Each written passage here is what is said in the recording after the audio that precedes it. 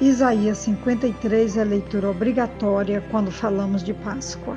Eu recomendo a leitura de todo o capítulo. Nossa meditação hoje será a partir do versículo 10 até o versículo 12, que nos diz assim: Contudo, foi da vontade do Senhor esmagá-lo e fazê-lo sofrer. E embora o Senhor tenha feito da vida dele uma oferta pela culpa, ele verá sua posteridade e prolongará seus dias. E a vontade do Senhor prosperará em sua mão. Depois do sofrimento de sua alma, ele verá a luz e ficará satisfeito. Pelo seu conhecimento, meu servo justo justificará muitos e levará a iniquidade deles. Por isso, eu lhe darei uma porção entre os grandes, e ele dividirá os despojos com os fortes. Porquanto ele derramou sua vida até a morte, e foi contado entre os transgressores. Pois ele levou o pecado de muitos, e pelos transgressores intercedeu. O resultado glorioso dos seus sofrimentos. No versículo 10, a nota sobe o tom. E chegamos à proclamação do triunfo do Senhor. Começa ele com as palavras: Todavia, ao Senhor agradou moê-lo. E desta forma, a nossa contemplação ergue-se até o nível da vontade divina. O servo sofre assim porque Deus quis que desta forma muitos fossem trazidos à justiça pela sua obediência. Para além das trevas da dor e da sombra da morte, descortina-se a alvorada radiosa da ressurreição. Ele viverá para ver uma descendência espiritual e subir ao trono como vencedor incomparável. Quero chamar aqui a atenção quando ele vai falar que ele verá a sua posteridade. Jesus haveria de morrer, mas não ficaria sem ver o fruto da sua morte, pois depois da ressurreição ainda deu a grande comissão para os seus discípulos e prometeu a sua presença real entre eles em Mateus 28, do 18 ao 20. É o fruto que o grão de trigo produz ao morrer.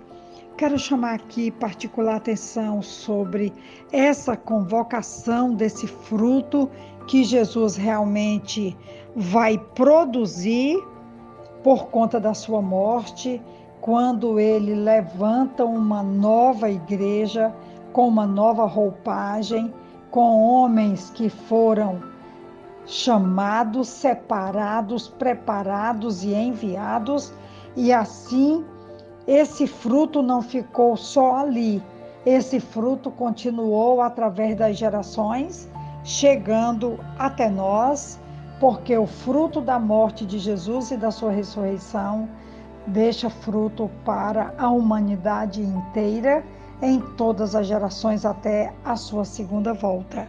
Então nós temos aqui um belíssimo texto, quando vai falar que ele verá a sua posteridade e prolongará os seus dias. O fruto do seu penoso trabalho está em cada um de nós que hoje também continuamos ensinando e levando a mensagem dele com a certeza de que ele está conosco, de que ele caminha vitoriosamente, triunfantemente com os seus e com a sua igreja, e a sua igreja testemunha, leva a mensagem dele até os confins da terra, testemunha na cidade, testemunha no país e testemunha até os confins da terra.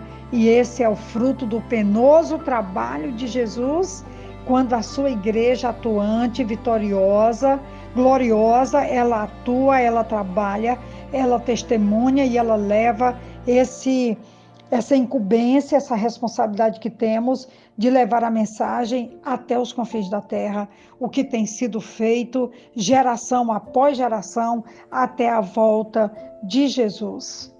A morte do servo não resultou em derrota, mas em vitória. Aleluia.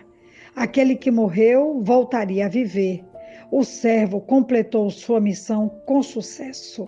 Como diz o versículo 11, depois do sofrimento de sua alma, ele verá a luz e ficará satisfeito. Pelo seu conhecimento, meu servo justo justificará muitos e levará a iniquidade deles.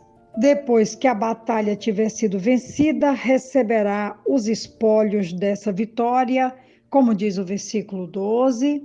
Por isso eu lhe darei uma porção entre os grandes e ele dividirá os despojos com os fortes. Porquanto derramou sua vida até a morte e foi contado entre os transgressores, pois ele levou o pecado de muitos e pelos transgressores intercedeu. Por certo, somente Jesus de Nazaré cumpriu em tudo as palavras deste cântico do servo. Cada pessoa que se converte a Jesus Cristo é mais um resultado da sua obra expiatória.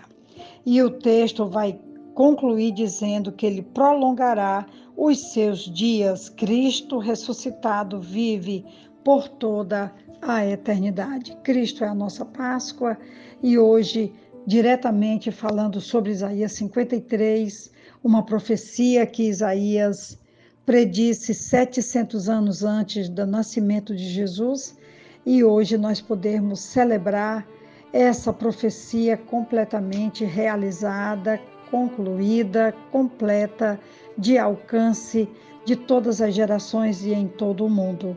Que Deus nos abençoe e nos ajude a ter um profundo sentimento de gratidão pelo que Deus tem feito e continua fazendo. Que Deus nos abençoe, uma ótima reflexão e um ótimo dia. Amém.